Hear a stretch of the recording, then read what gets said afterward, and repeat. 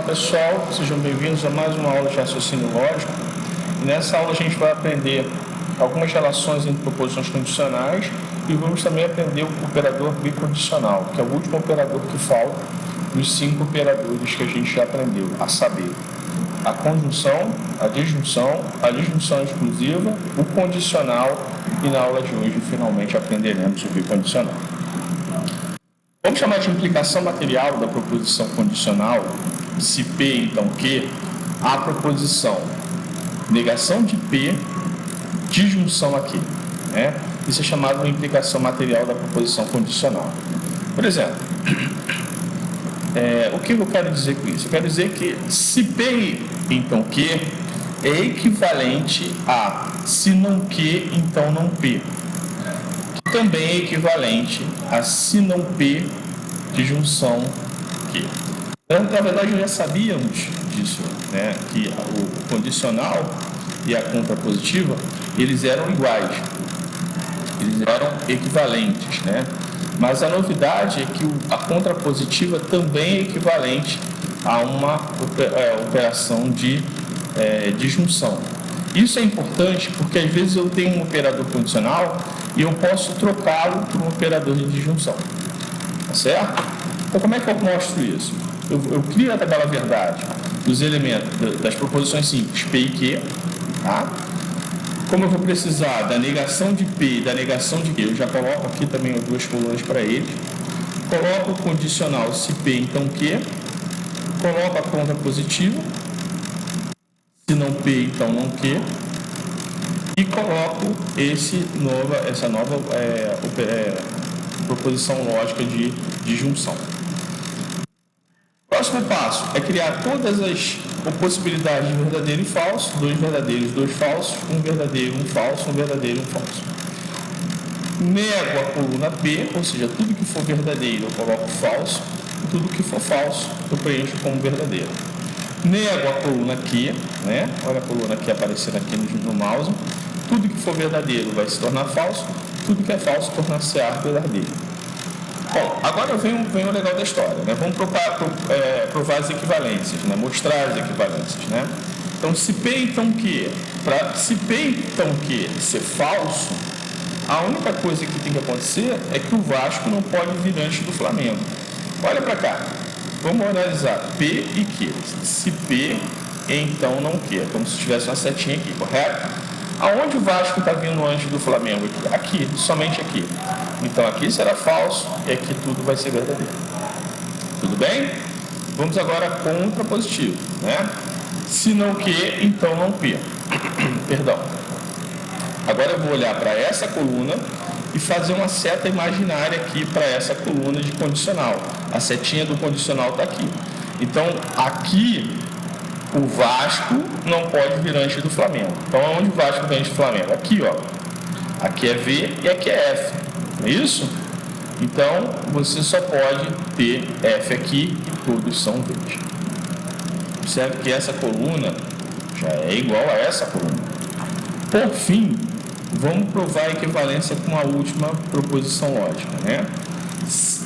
Não P, disjunção Q, ou não P ou Q. Bom, vou olhar para essa coluna não P, vou olhar para essa coluna aqui. Aqui, ao menos um tem que ser verdadeiro. Olha para cá. Ao menos um é verdadeiro? É. Ao menos um é verdadeiro? Não. Ao menos um é verdadeiro? É. Ao menos um é verdadeiro? Não. Então eu tenho aqui V, F, V, F. Perdão. Ao menos um é verdadeiro aqui? Sim. Então V, F, V, F. Então dessa forma, como as 3 colunas são iguais, eu posso concluir que esse é equivalente a esse e que a primeira proposição é equivalente à terceira e que a primeira proposição também é equivalente à segunda proposição. Uma outra coisa que eu vou deixar para vocês provarem é que a negação do condicional, se P então Q, é equivalente à conjunção entre P e não Q. Tá? Por que isso é importante para a gente, pessoal? Por que isso é importante para a gente aqui na lógica? Porque agora a gente está trocando operadores, nesse caso um operador condicional por um operador de conjunção. Né? E muitas das vezes, para você fazer circuitos, vou dar um exemplo de circuitos lógicos, circuitos de eletrônica, você tem portas, né? Uma porta condicional e uma porta de conjunção. Você pode trocar uma pela outra e com isso você fabricar circuitos elétricos mais baratos, certo? Isso é apenas uma das aplicações. Tá? Outra coisa também que você pode fazer é melhorar o seu pensamento. Né? Você tira um condicional e aplica uma conjunção. Tá? Então, ser equivalente é ser igual. Né? Quando a tabela verdade de todas as possibilidades, de todas as proposições simples que compõem a proposição lógica, nesse caso P e Q, eles coincidem. Ele coincide. Então, na verdade, tanto faz, né, essa proposição com essa tabela verdade, ou essa, certo? Falando isso a grosso modo, né? Bom, está aqui outra proposição, o que a gente acabou de provar, né? Agora, vamos por exemplo, né? Se Ana é arquiteto, então Bruno é barbeiro. Então, essa proposição é se P, então Q. Como é que eu posso escrever isso da mesma forma que eu escrevi essa frase, né? Se Bruno não é barbeiro, então Ana não é arquiteta. Outra maneira, Ana não é arquiteta ou Bruno é barbeiro. Tudo bem? Esse é o exemplo 1. No exemplo 2, vai ficar mais fácil agora, porque é mais lógico, né? Tá, o pensamento é mais claro. Se sou carioca, então sou brasileiro. Se não sou brasileiro, então não sou carioca. Certo? E não sou carioca ou sou brasileiro. Posso dizer assim também. É a mesma coisa. Tá? Então, um dos dois vai ser verdade. Tá? O que acontece aqui é que você não pode, o cidadão, ser carioca e ser brasileiro, e não ser brasileiro, né? Então, isso daria falso, que é verdadeiro, isso aqui é falso. Então, eu posso escrever assim, ó, não sou carioca ou sou brasileiro. Isso também daria falso, certo?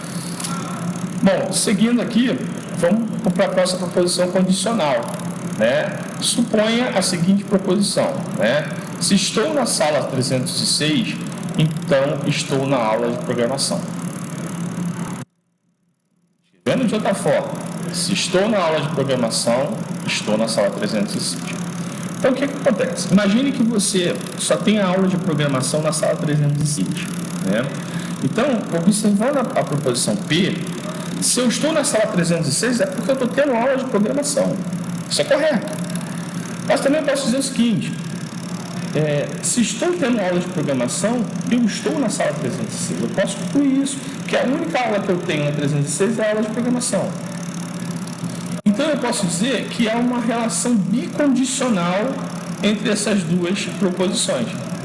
Ou seja, eu estou na sala 306 se e somente se estou na aula de programação. Tudo bem?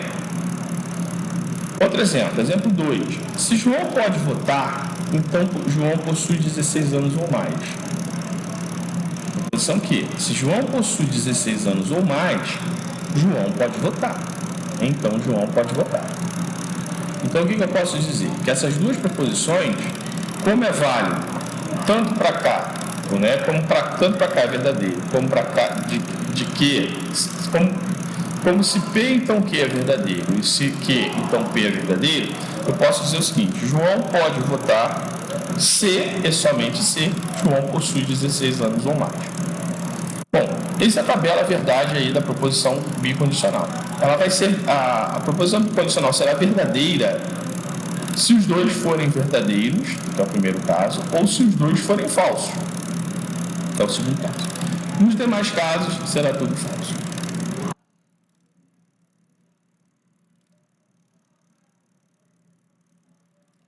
Então, a gente diz nesse caso que P é condição, se observar essa proposição lógica aqui, esse bicondicional, eu digo que P é condição necessária e suficiente para quê? Tá? Então, eu posso ler assim, ó. P é condição necessária e suficiente para Q. Bom, uma outra maneira também de eu escrever o bicondicional é o seguinte: se P então Q é verdadeiro e se Q então P é verdadeiro, é a mesma coisa dizer que P é condição necessária e suficiente para Q. Né? Então, a tabela verdade dessa proposição lógica, ela é igual à tabela verdade dessa proposição lógica. Certo? Provaremos? Provamos. Ó, tem o P e tem o Q. Não vou precisar de nenhuma negação. Vou calcular esse primeiro. Depois vou calcular esse. Vou calcular a conjunção. E por fim, eu vou calcular o bicondicional. Se P então o Q, né?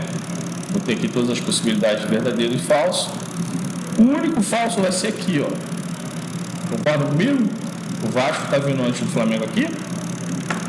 Olhando de lá, daqui para lá, né? Qual é a única proposição Vasco antes do Flamengo? Essa aqui. Então aqui vai ser falso. Tudo bem? O restante, tudo verdadeiro. Essas duas colunas. Bom, se P então Q, conjunção com se Q, então P, vai ser verdadeiro se os dois forem verdadeiros. Então eu tenho que olhar para essa coluna e para essa coluna aqui e ver qual dos dois são verdadeiros. Esse aqui, os dois são verdadeiros? Sim. Esse aqui, os dois são verdadeiros? Sim, também. O restante é tudo falso. Agora, vamos olhar aqui para provar a equivalência. A gente já fez essa parte. Tudo bem? Para provar a equivalência, eu tenho que olhar para essa coluna. Essa coluna é um bicondicional. P, C, somente C. P é a condição necessária e suficiente para Q. Pode ser verdadeiro quando os dois forem verdadeiros ou quando os dois forem falsos. Tudo bem? O restante é tudo falso. Como essa coluna, né, os elementos dessa coluna está igual a esta coluna, eu posso dizer que essas duas proposições condicionais são logicamente equivalentes. Bom, com isso a gente termina a aula de hoje.